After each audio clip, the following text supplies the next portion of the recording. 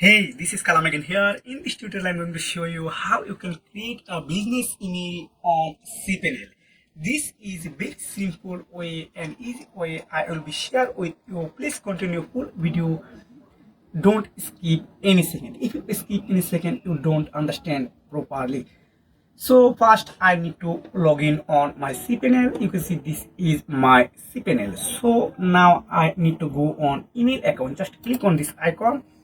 Then you can see I already have an email account. This is manage myself, me, and now click on create. When you click on create, this is option. So I want to create a account email for my company manager, marketing manager, and general manager, and etc role. You have to create just example of your manager name of David. Just click on David, then just enter a password, then click on created.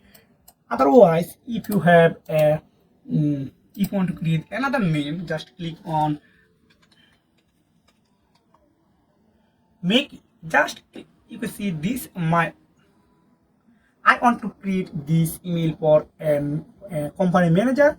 So just click on make it, then enter a password. So I want to write a strong password for here. So you can see this is a password. Just click on create it.